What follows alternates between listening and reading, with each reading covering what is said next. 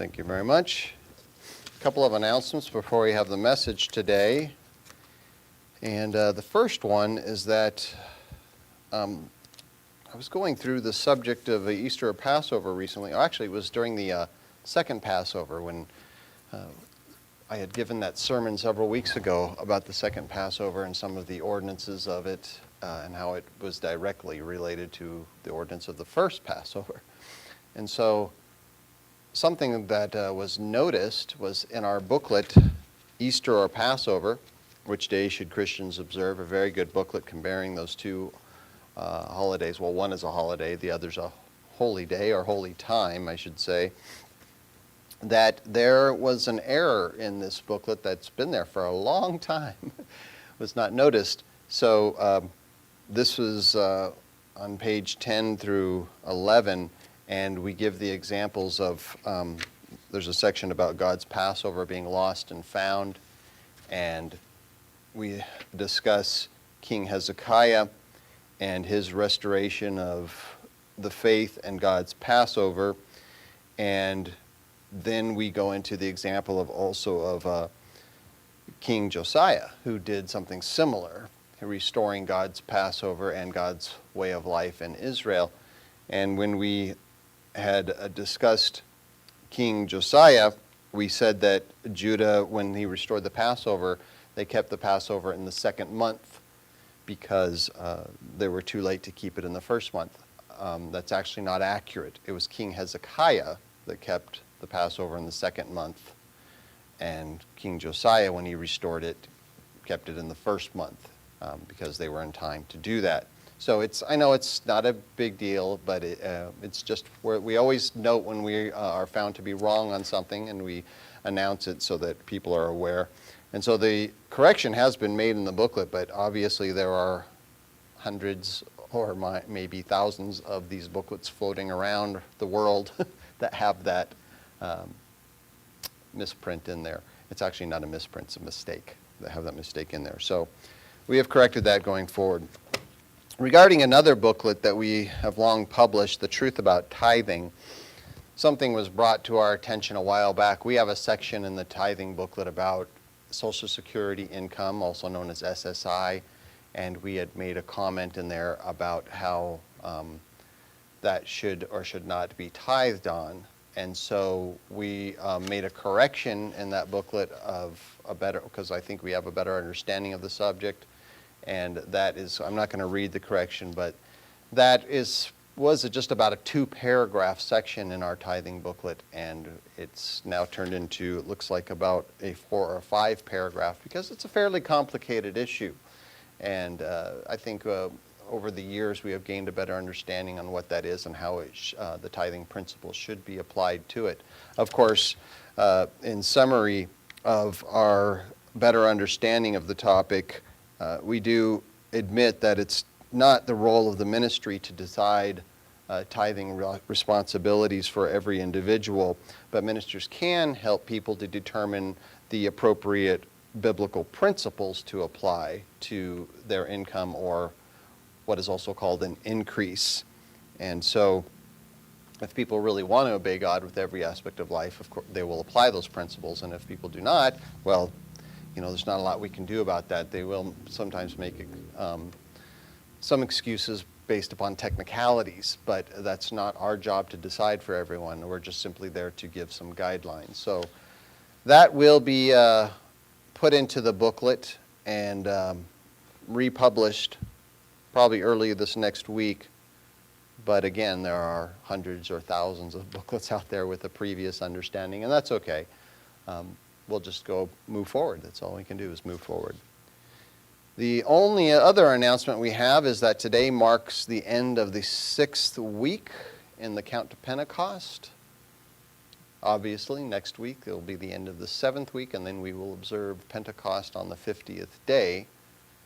Seeing the term Pentecost means 50th, and we will be observing it in our regular hall. We're not sure exactly who will be attending. A lot of times we have people from the other Church of God or United here in town that attend, and likely some of them will. And there will be little bit of a change in our video as far as being able to stream live video.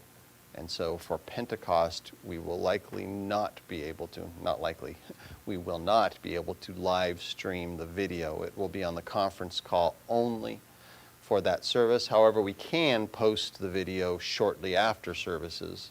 And the reason that being is that there's another group that uses the other part of this property, and they will be using the internet service for their live stream. And so they get priority since they own the property. So we'll make it work, though. We always do make it work. And people have dealt with far less than we have at our disposal. That is all of the announcements we have today. And for the message today, we are going to be hearing a pre-recorded service. It was a sermon that was given by Art Braidic in February of 2014 regarding trying to negotiate with God.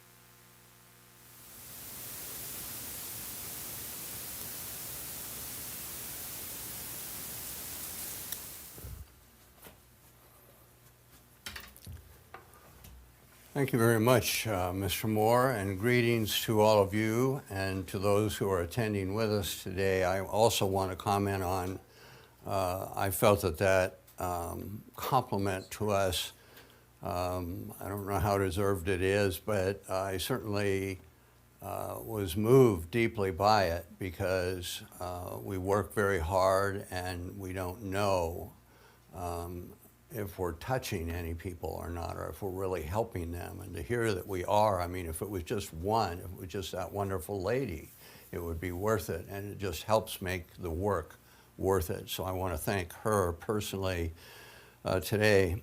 Now, let's go over to Job 10. One thing I think that we should notice as we read through Ezra during our reading period, that all through that time you never see them negotiating with the people who were against them. They never cut a deal. They never backed down a minute. They stood fast.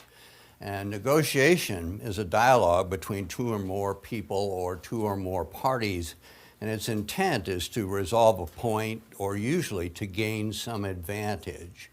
And it is to come to an agreement upon a course of action to take generally, and it can be to bargain by an individual, by a group, and it is to try to satisfy the two different sides and each time this happens, each party is trying to gain some sort of advantage for themselves by doing so. And in the end, negotiation almost always includes some sort of compromise. And it occurs in business, it occurs in nonprofit organizations like churches, it's in our government is rife with compromising, and it's used to settle legal disputes among nations and people. And it's so important that it fills our society today. The art of negotiation, they've even written booklets about this or books about how to negotiate. And there are negotiators that are professionals now who are buyout negotiators, there's peace negotiators, there's terrorist negotiators, there's negotiators who are paid for that purpose to be the negotiating leaders. And we live in a nation that has become a nation in which negotiations are almost a way of life for us. We use negotiations when we go to buy a car. We use negotiations when we go to buy a home. We use it in our marriage to make compromises so that things will stay together. And we use it even in child care and child rearing today. We negotiate with our children in the modern age today. But sometimes negotiating can backfire. For instance, this one little story I read that, of course, is not true, but it's kind of cute, I think. There was a New York family that went out and they bought a ranch out west, and they were going to raise cattle on this ranch. And so they began to talk about, well, what should we name the ranch? And they couldn't all agree on this. And so what happened was one of the men said, I wanted to call it Bar J Ranch. And his wife wanted to call it the Susie Q Ranch. And the son liked the Flying W, and the other one wanted the Lazy Y. So what happened was they couldn't ever come to a resolution. So they compromised, and they named it all of those, the Bar J, Susie Q, Flying W, and Lazy Y. And one of the people asked him, he said, well, where are all your cattle? And he said, none of them survived the branding. Thank you for laughing, that was very kind. So sometimes we can compromise and in our negotiations to our own hurt. But today there is what I think an enormous emphasis on negotiating, and it's just no accident, because we can no longer order people what to do, it seems. Any organization of any kind has to have negotiating as a key skill in their repertoire. I remember a personal story regarding my mother, by the way, that happened to me. I remember I was convinced that she was called into the church. She had listened to the program. I remember for her birthday present when I was a little boy, I bought her a little tiny radio. She could sneak into work so she could hear Mr. Armstrong on the radio, and she ordered the literature, and she would read it, and she would tell me about it. But my mother had been, at this time, smoking for most of her life, and she had a pretty severe case of emphysema. She was tied to an oxygen line and an oxygen bottle all the time. She wanted to get baptized, but she was afraid. And so, we tried to encourage her in different ways, but she was just afraid to go under the water because of her breathing problems. She was scared to death that she might drown or something. But during that period of time, something I thought was miraculous happened, and that was there were 2 times that she had a severe attack and had to be hospitalized. And she was in intensive care, and I watched her skin turn blue. I saw that. And then the doctor came out to me and he said, I don't think there's a chance, she's going to probably die, so prepare yourself for that. And we called the minister, and the minister anointed her, and both of those times, these were the words the minister, or the doctor said. He said, somehow she made a miraculous recovery, and her color's back, and she's like she was before, both times. And you'd think with both of those cases happening, with miracles happening, that it would change somebody, it would increase their faith. But still she lived in fear, and she wouldn't get baptized. I asked her about it, we encouraged her, but she just couldn't bring herself to even think about going under the water under her condition. And so she eventually died. There was no third chance for her. And but my point is that she negotiated with God. Think about this. If God would heal me, she'd say, if he would fix my lungs, I would do it. And so she was playing this card of, I'll do this if God does that. And you understand my point, that this happens in people's lives to a certain degree. All of us sometimes do this kind of thing. So anyway, have you seen it? The way people will do it. If you get me out of this mess, God, I'll serve you. If you'll take this trial away from me, I'll be faithful, I actually heard one man say this, I'm telling the truth. If you let me win the lottery, I'll split it with you. That's right. That's right. They're negotiating with God. But you understand that this is the same thing the Catholic Church did when they sold their indulgences. If you give us so much money, then God will take away some of your time in purgatory. It's the same thing, negotiating somehow with God. I'll give you this if you give me that kind of thing. You know, and the reason I say this is because you and I are living in what I think are extremely perilous times. You know, we're still fairly prosperous in the world, and we're still used to having the modern conveniences that we have. But if you can see this, which I hope you can, we are living in a society that is terribly sinful and where everyone's compromising. We are very much like Lot, living in a city that was evil, and it has its impact on us as a result.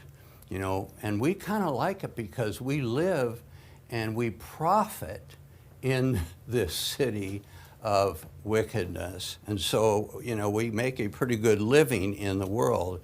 So we tolerate their wickedness, but we keep it at arm's length to a certain degree so that, you know, we don't get too polluted, you know. But again, there's varying degrees that we will let it come in and keep it away from ourselves. And so anyway, many of us have sometimes made compromises in order to keep our comfortable position that we have in lives today. And I want you to think about this, about our government today. We are negotiating everything, and we're doing it from a position of weakness. And this is hurting us, you know. For example, you know, used to be that gays were in the closet. They weren't really able to come out because so many people were against it.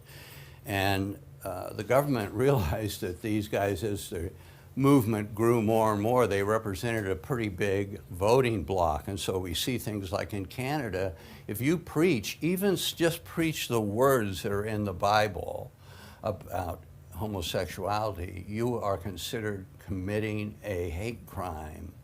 And now in America, we've got places that have allowed same-sex marriages to take place. And so you understand what's happening is they are negotiating to get more votes. They're negotiating to let what they know is not really a good thing. They don't agree with it. They aren't gay themselves, but they're negotiating in this to get a voting bloc to ensure that they stay in power. That's the whole thing behind this. And so it was the negotiation of the left to get their vote. You know, there is a famous negotiation that took place that I want to read about today in the Bible. And it was this: Job wanted to negotiate with God. He was suffering so much and he wanted God to end it all. God had allowed Job to lose everything. So let's go here to Job 10, and Job is saying to him, why are you doing this to me? I didn't do anything wrong. What's going on here?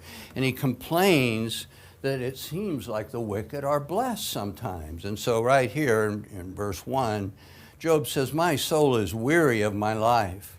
I will leave my complaint upon myself. I'll speak in the bitterness of my soul. I'll say unto God, do not condemn me. Show me wherefore. Why do you contend with me? Show it to me. And then he says, it's good unto you that you should oppress, and that you should despise the work of thine hands, and shine upon the counsel of the wicked. In other words, that God, in his mind, had kind of just not even looked at the things that he had done that were good, and yet he's looking at the evil people. God seems to shine his blessing on them.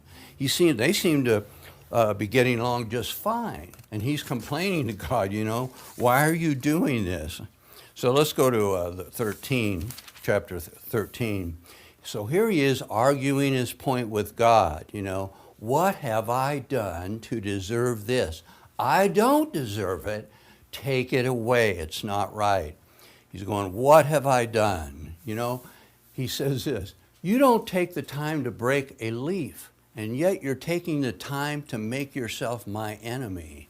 Listen to his words in verse 23 of chapter 13. Verse 23 of chapter 13. How many are mine iniquities and sins? Make me to know my transgression and my sin. Come on, tell me what it is. What did I do to offend you? Wherefore, why do you hide your face and hold me as though you're your enemy?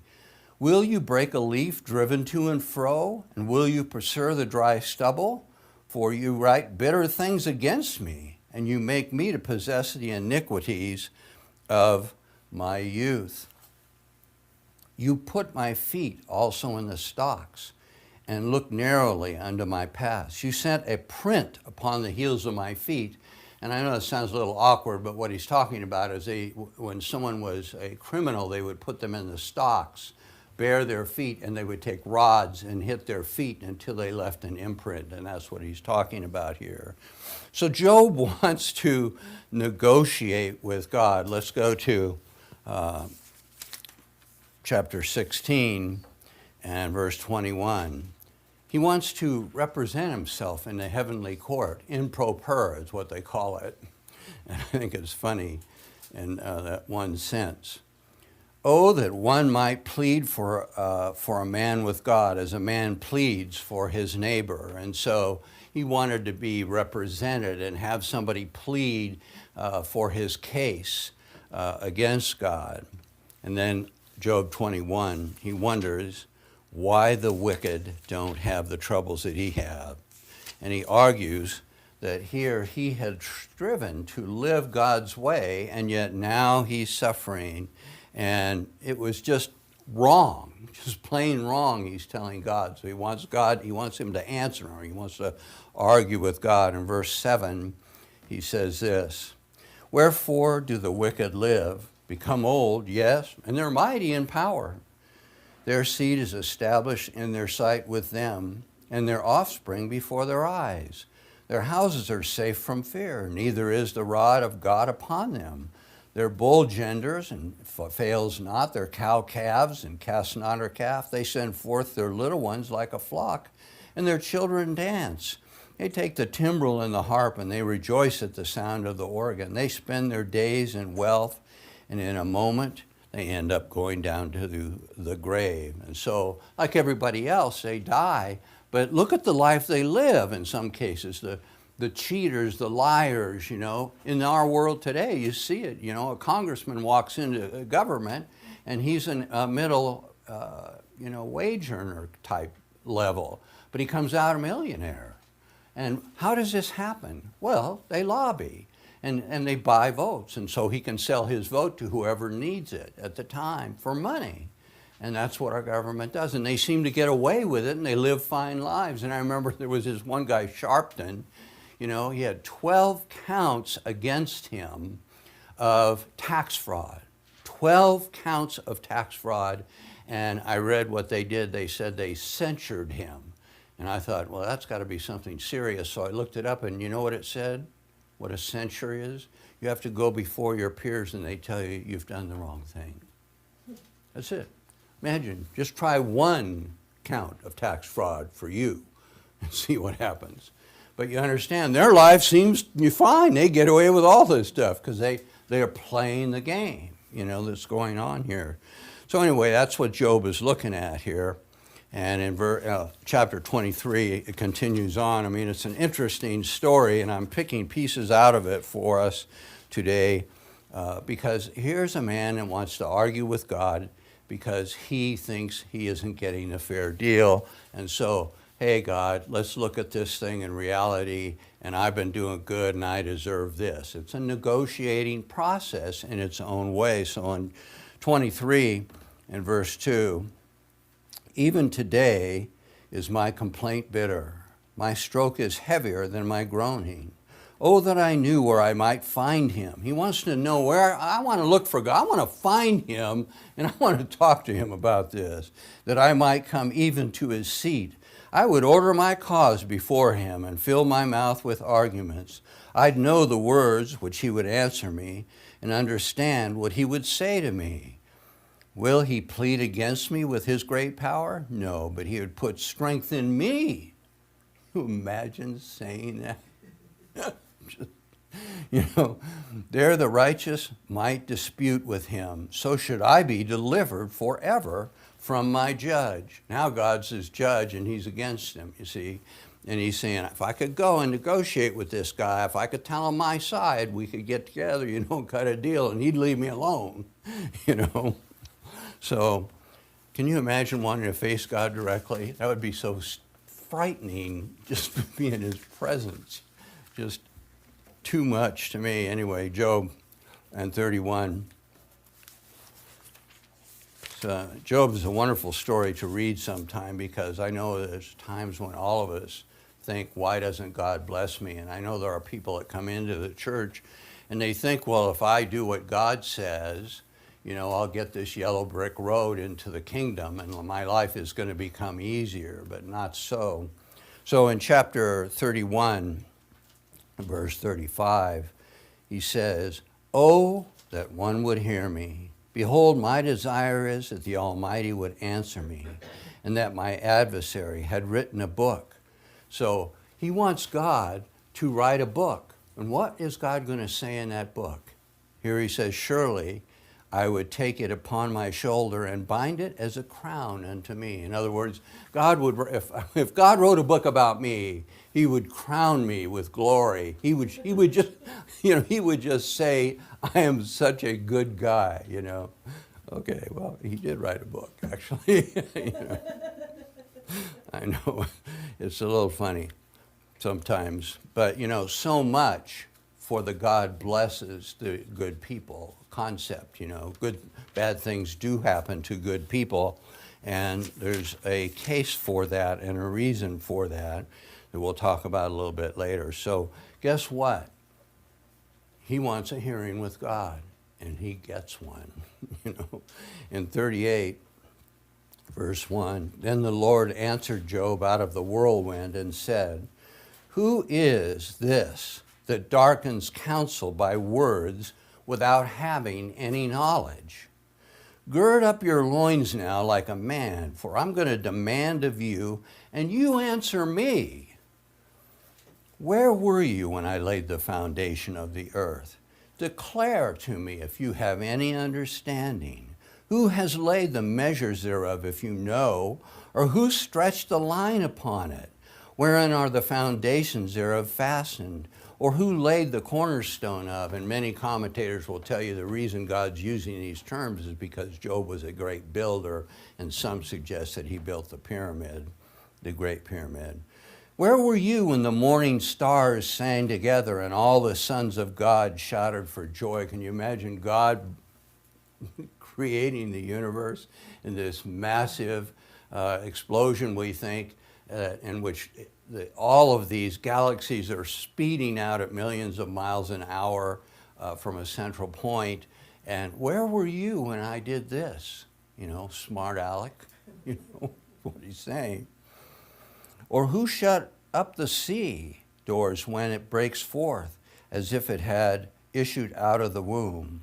When I make the cloud, the garment thereof, in the thick darkness, swaddling, band for it, and broke it up in my decreed place, and set the bars and doors. And he said, Hitherto shall you come, but no further. Here you shall your proud waves be stayed." And I ask you, you know how big the ocean is. He set it there, and he said, the waves come this far and no further. He made everything by design and by plan. And, you know, when you think of a builder who thinks he's righteous and he's complaining to God, I mean, if you could just see this from God's standpoint, where were you? How can you even begin to figure out any of this? You know, where does light come from? You know, something like that. Just amazing, you know, rebuttal here. So, and I can't read everything that he says just for the sake of time, but it's so well worth reading. But let's go to chapter 40 and verse 1. Moreover, the Lord answered Job and said, shall he that contends with the Almighty instruct him? Can you imagine that? You're going to contend with God. You're going to instruct God. You're going to tell him what he should do. He that reproves God, let him answer it. And Job answered the Lord, and he said, behold, I am vile. And here you are, in his presence. I've felt some of that, and his purity scares me to death. What shall I answer you? I'll lay my hand upon my mouth. Good idea, Job. Once have I spoken, but I will not answer. Yes, twice, but I will proceed no further. Then answered the Lord unto Job out of the whirlwind and said, gird up your loins now like a man. I'm going to demand of you and declare you unto me. Will you also disannul my judgment? Will you condemn me that you may be righteous? Wow. Job isn't too good of a lawyer here. Have you an arm like God, or can you thunder with a voice like him? Go ahead now, deck yourself with majesty and excellency and array yourself with glory and beauty. It's impossible for him to do that. In 42, Job gets the point. He finally gets the point. 42, verse 1, then Job answered the Lord and said, I know that you can do everything, and that no thought can be withholden from thee. So he didn't realize at the time, I don't think, that God was hearing every word he was saying. So be careful. You understand? Be careful. No thoughts withheld from him. Who is he that hides counsel without knowledge? It's Job. Therefore have I uttered what I understood not, he says. I uttered things, I just didn't get it. Things too wonderful me, which I knew not. And you understand, we come here and we talk about God and we think we understand, but I bet from his perspective, he's saying, you don't get it. You really don't get it. You get a piece of it, just a piece of it. Here I beseech thee, and I'll speak. I will demand of you, and declare then you unto me. Speak back to me. I've heard of you, he said, by the hearing of the ear. But now my eye sees you. Wherefore, as a result, I abhor myself, and I repent in dust and ashes. So God didn't exactly negotiate with him, Contending with God, I think we would all agree, is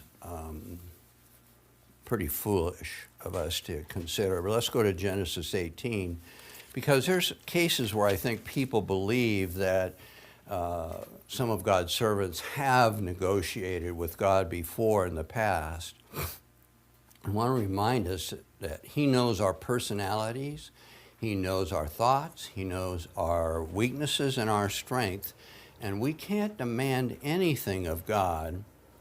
He is doing things with us that we are totally unaware of, and there's no way for us to understand what he's doing. We've got to trust him and believe in him and what he's doing. We may think it's terrible. We may think a trial that comes on us is really terrible, but I'm telling you what I believe to be God's truth, and that is this. In the kingdom, we will look back and we will say that time of trouble that you and I went through, that's when we earned our golden character that enabled us to be in the kingdom. It's not the good times that get us there. It's not the rich times. It's not the fun, happy times. It's the times that we endure suffering that we learn to have the golden Christ-like character that God has. And so, look, let's not whine when we get into troublesome times. Let's understand that's the exact time that we are to be strengthened and obey God to our utmost. and silence and not complaining or arguing with him, but trusting him. You know, I'm not saying we can't pray and ask for God's help in these cases, but arguing with him or demanding or expecting him to do what we want is outrageous, you know. So there was a time when Abraham also thought that he could negotiate with God. Christ came to him and he visited him, and he told his wife, make some food for him. And then he said, I'm going to, just reminded him of the promise of having a son. And Sarah laughs, and Christ says to her, you know, yeah, you did laugh, you know. And she's, no, I didn't laugh, you know. And it's just an interesting time. So anyway, they made some food and ate with him. And then Genesis 18, in Genesis 18 and verse 17, and the Lord said, shall I hide from Abraham that thing which I do? Imagine being the friend of God. Abraham was a friend of God, so much so that when God says, I'm going to do something that's going to affect Abraham, I'm going to let him know about it, seeing that Abraham shall surely become a mighty and great nation, and all the nations of the earth shall be blessed in him. For I know him, that he will command his children and his household after him, and they shall keep the way of the Lord and do justice and judgment, that the Lord may bring upon Abraham all that he had spoken of him. And you know, we want to be like that. You know, I know this person or that person. I know they're going to teach their children. I know that they're going to live the right way, and they're going to propagate that down through the generations. So he was certain that he would remain faithful, that Abraham would, and he wanted him to know what he was going to do. And so in chapter 18 and verse 20, and the Lord said, because the city of Sodom and Gomorrah is great, and because their sin is very grievous, I'll go down now and see whether they have done altogether according to the cry of it, which has come unto me, and if not, I will know. And the men turned their faces from there, and they went toward Sodom. But Abraham stood yet before the Lord. And so I ask you to consider for a moment that Christ did not go into Sodom and Gomorrah. The angels went in. Christ did not. He stayed back and talked with Abraham. Just imagine for a minute if Christ went into Sodom and Gomorrah and the people tried to attack him sexually. That is so disgusting to even think about, that he would never, ever go in such a place. That place would be a horrible place for him to go. So anyway, my point is that he did not go in, and there's a place that says, you know, his eyes are pure, that he can't behold evil, but he did behold evil, but he wasn't going to go in to be a part of it. So anyway, Abraham thinks he can negotiate with his Creator now in chapter 18, verse 23. And Abraham drew near, and he said, will you also destroy the righteous with the wicked? Peradventure, there be 50 righteous within the city. Would you also destroy and not spare the place for the 50 righteous that are in? That be far from you to do after this manner, to slay the righteous with the wicked. Here we are again, telling God what he should do and what his values and standards should be. And that the righteous should go as the wicked. That be far from you. Shall not the judge of all the earth do right? And the Lord said, if I find in Sodom 50 righteous within the city, then I'll spare all the place for their sakes. And so Abraham thinks, I won this round of negotiation with God. I got my way. I talked to God. I talked God into this. You see where I'm coming from here. And so, and Abraham answered in verse 27, and he said, behold, now I've taken upon me to speak to the Lord, which I am but dust and ashes. And then he's a little emboldened, though, by his success. He's talking very respectfully, but if you go down to chapter 20, or verse 28, peradventure there shall lack 5 of the 50 righteous, would you destroy the city for just a lack of 5 of them? In other words, 45, or 40 and 5? He says, I won't destroy it. There's 45 people there, I won't destroy it. And then in verse 29, he spoke unto him again, and he said, peradventure there shall be 40 found. And he said, I will not do it for 40's sake. So he's still thinking of his nephew Lot, is what he's doing here. There's got to be a handful of people here. And he said unto him in verse 30, don't let the Lord be angry, and I'll just speak, just one more time here. Peradventure there's 30 be found there, and I won't do it. He says, if I find 30 people there, I'm not going to destroy the whole place. And he said, behold now, I have taken upon to speak unto the Lord, peradventure there be 20 found there, he said. I'll not destroy it for 20's sake.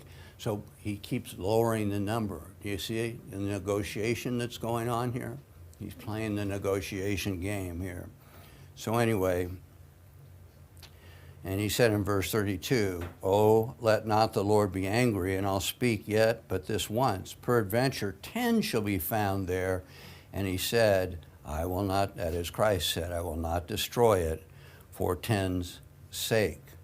And the Lord went his way as soon as he had left communion with Abraham, and Abraham returned to his place. Now, I'm convinced about this story here that these verses are misunderstood by not only Abraham, but I think they're misunderstood by many of us. The perfect, unchanging, great God in heaven does not negotiate with men, or anybody for that matter. He does not do it. He does not need a human being to tell him what is right or wrong. This is silly to even think that's possible. So Abraham may have thought all this time he's negotiating with God, but he drew the wrong conclusion entirely. He thought that God might destroy the righteous with the wicked. You see the difference here? God wouldn't do that. He doesn't have to be talked into it. He wouldn't do it, So anyway, let's go to Genesis 19. God will not destroy one righteous person. He allows the wicked to exist. Now listen carefully, for the righteous to exist. He lets the wicked continue to exist so the righteous can live among them, is what it's about. And so it took Abraham several questions before he came to this conclusion. He got it, I think, at the end, and he asked then, and then stopped asking anymore.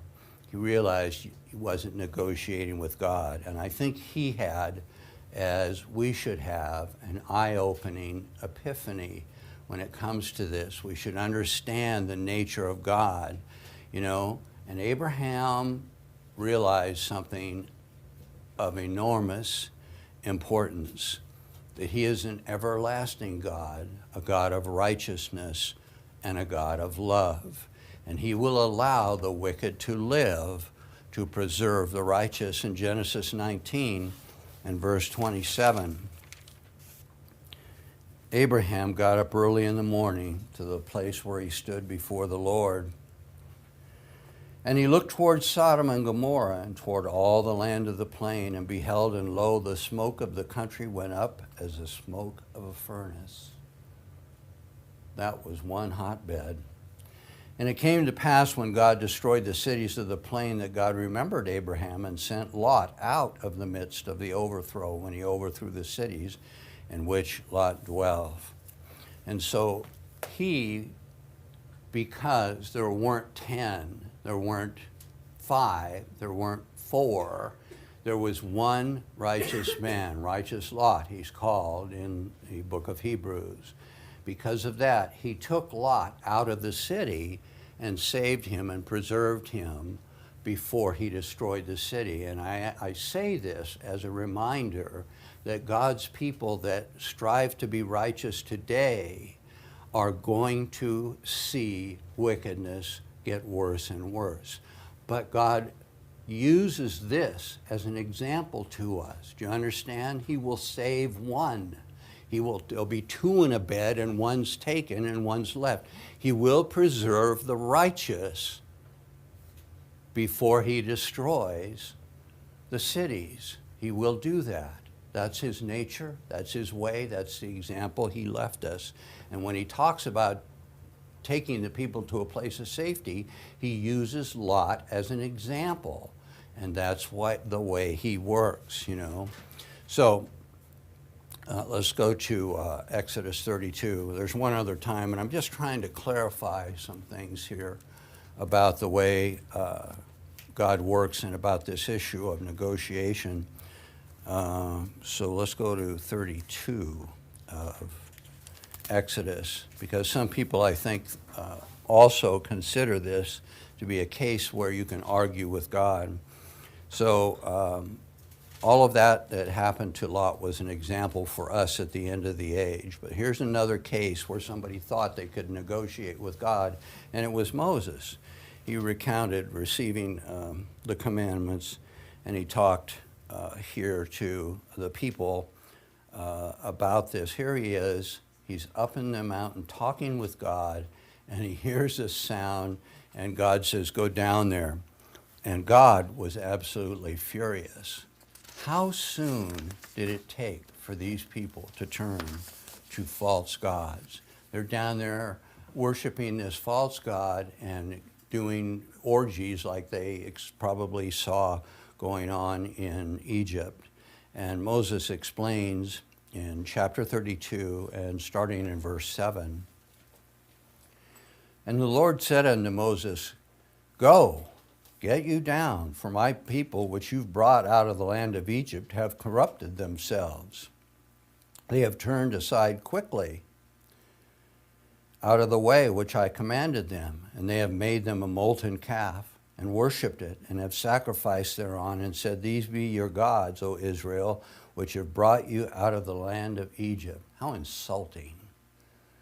And the Lord said to Moses, I've seen this people, and behold, it's a stiff-necked people. Now therefore let me alone, that my wrath may wax hot against them, and that I may consume them, and I'll make of you a great nation. That's kind of tempting. You'll be the great nation. It'll all come from your loins. And Moses besought the Lord his God and said, Lord, why does your wrath wax hot against your people, which you have brought forth out of the land of Egypt with great power and with a mighty hand? Wherefore should the Egyptians speak and say, for mischief did he bring them out, to slay them in the mountains and to consume them from the face of the earth? Turn from your fierce wrath, and repent of this. Remember Abraham, Isaac, and Israel, your servants, to whom you swore by your own self, and you said unto them, I'll multiply your seed as the stars of heaven, and all this land that I've spoken of I'll give to your seed, and they'll inherit it forever. And the Lord repented of the evil that he thought to do unto his people.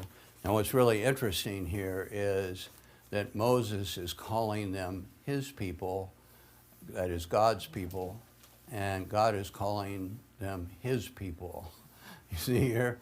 Now, some people would read this and they would think that, oh, God somehow forgot his promise to Abraham, you know, and so he had to be reminded, and that made him stop doing this. I don't believe any of that. This thing had gone on for a long time. You read the whole story and you'll see that Moses is saying, your people Israel, your people Israel, your people. And then God's saying, your people. But Moses didn't accept that until now. Now he invested himself. Do you see what God did? God knew what he was doing all along. He knew what was going to happen. And so he said, I'll just kill them all. Oh no, don't do that, you know. So now Moses finally gets invested in the people. He finally cares about them and wants to save them. And now he sees them as his people.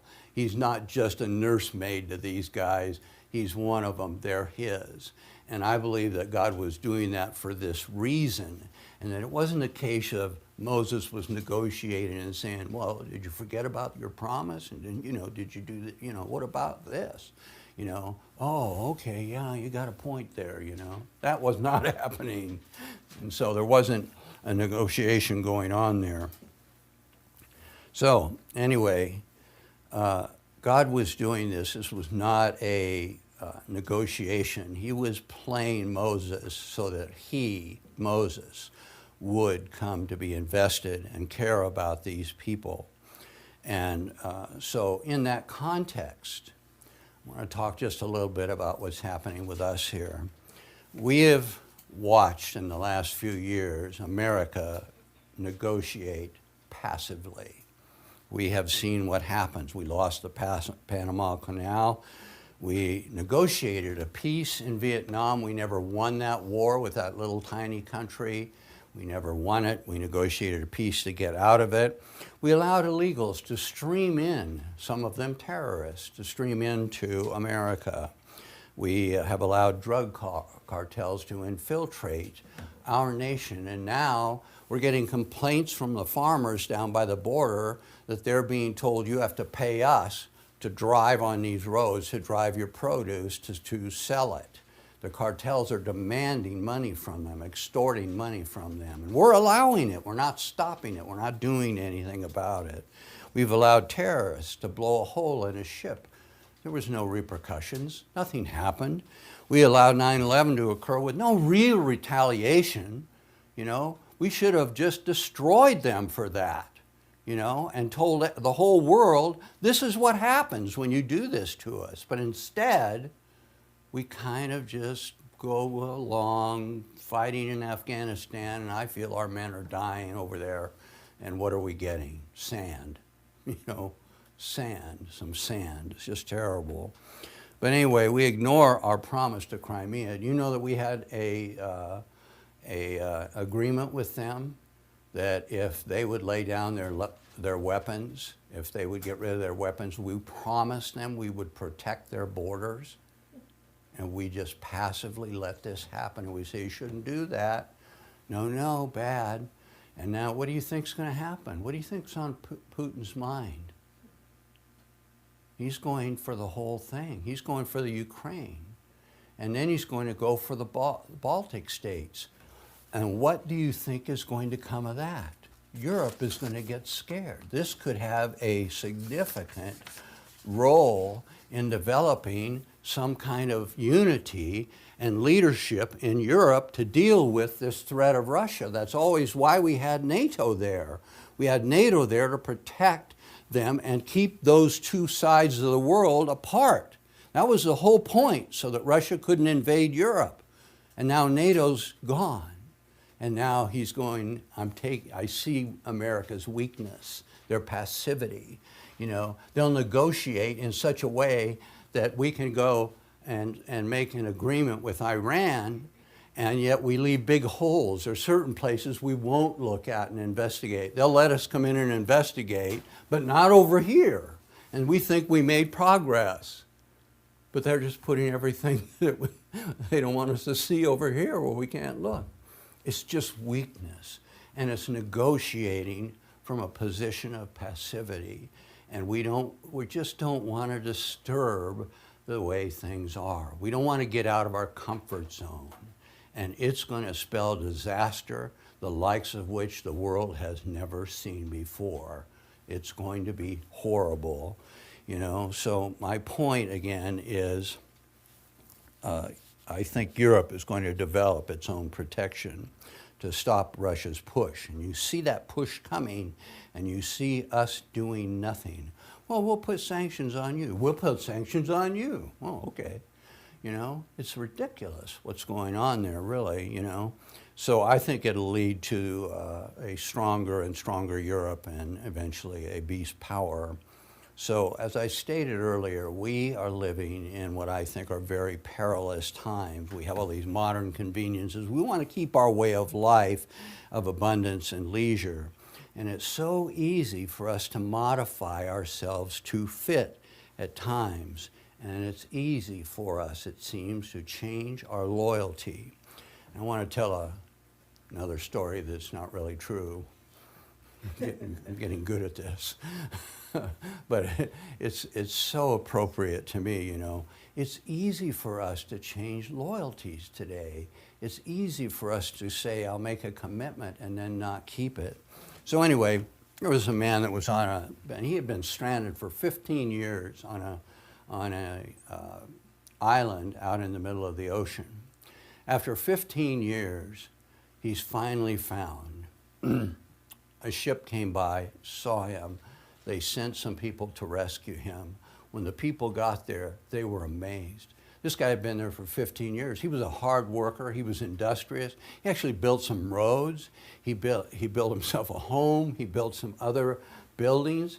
And the men came and they were so impressed, and they said, you know, this home is pretty nice, you know. And he said, yeah, it's nice. And they said, what's this building? He says, oh, that's my bank. I actually store things that I think are precious in that building. And they said, well, what's this? And he said, well, that's just sort of a warehouse where I store the things that, you know, I might need later, you know. And he said to him, well, what's this building? There's 2 other buildings over here. What's this? He says, oh, that one's my church that I attend. And then they said, well, what's the other one? He said, that's the church I used to attend.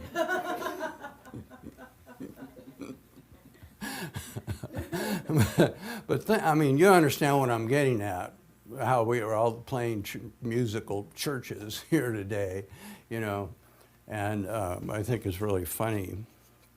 But my point is, we live in Sodom and Gomorrah today, and we live in the shadow of enormous corruption, and Americans are taking a passive stance to the changes that are taking place. And I'm saying that we can't let these things affect us. No negotiating. I ask you today, I really want you to think now, is there anything you absolutely will not negotiate? Is there? Or will you fudge sometimes? You know why I asked that? I've fudged in my life. I know how the game works. And today I'm talking about negotiating. We don't want to negotiate with the world when it comes to God's law and his way of life. We don't want to give in, and we don't want to be passive, and we don't want to follow any of the trends that this world is following.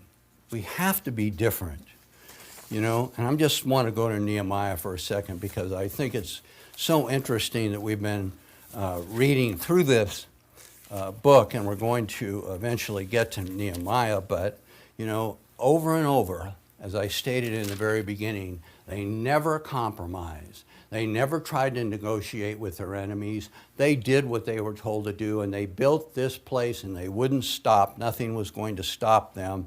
Nehemiah 6 and verse 2, that Sanballat and Geshem sent unto him, saying a message, come, let us meet together in some one of the villages in the plain of Ono. But they thought to do me mischief. In other words, they wanted to negotiate. Come meet with us and let's talk this thing over, you know, and they wanted to get some leverage on him to do mischief, to get him to bend some. And he said, I sent messengers unto them, saying, I'm doing a great work, so that I cannot come down. Why should the work cease while I leave it and come down to you? And then they sent unto me the same message 4 times. And he said, I answered them after the same manner each time. Now, do you understand that every day represents a time when something in the world is pulling on us and wanting us to go its way somewhat? We don't have to go all the way, just pull a little bit. You understand my point? Here's our example. I'm not going to make a move. I'm not going to do it, because if I do, it's going to be for mischief. It's going to be to move me away from my position with God and my loyalty to him. I'm just going to read a couple things, okay? Don't turn here, because I've got to shorten up the time here. But also, I want you to understand that, you know, recently a study was done, how fast things are moving, and 9% of evangelistic students that are studying theology in the world's system, 9% do not, 9% believe there is a absolute truth. The rest don't. There is no absolute truth. Do you understand how it's all moving in that direction? There is an absolute truth, and there is an absolute calling, and there is an absolute reward for our righteousness and following it, no matter how life turns out for us. Why care about this life when there's an eternity that goes before us? So you and I say, we want to be like Christ. We want to live like him. Here's what he says. For I am the Lord, I change not. Therefore, you sons of Jacob are not consumed. Hebrews 13:8, Jesus Christ, the same yesterday, today, and forever. He's always the same. Jeremiah 32:27, behold, I am the Lord, the God of all flesh. Is there anything too hard for me? This is the one we serve. Numbers 23:19, God is not a man that he should lie, or the son of man that he should repent. Has he said and not do it? Or has he spoken and shall he not make it good? That's what we're supposed to be following. If we say we're going to do something, we do it. We don't shrug. We don't negotiate. We don't say, well, things are different now. We do what we say we're going to do. This is how he is. Every good gift, every perfect gift comes from above, down from the Father of lights, in whom there is not a tiny bit of variation, not any variableness, not a shadow of turning. So my point is, I want to make sure that we understand the message today is that we don't do anything that is other than the stand that we've taken for God. The world is so used to negotiating everything, and we can find ourselves in a tendency to negotiate and to think it's okay to cut corners. And people in the Church of God worldwide are doing that today. And this is an important point for you and I to consider in our lives. Is there anything on which we won't compromise? And I'm asking us today to make a commitment to God that we will not compromise or try to negotiate with him on any area of life. We will not let the pressures of society move us.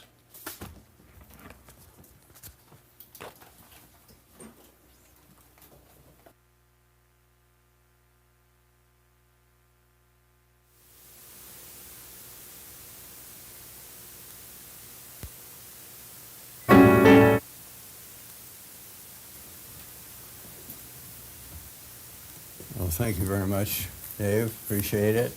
Good to see you.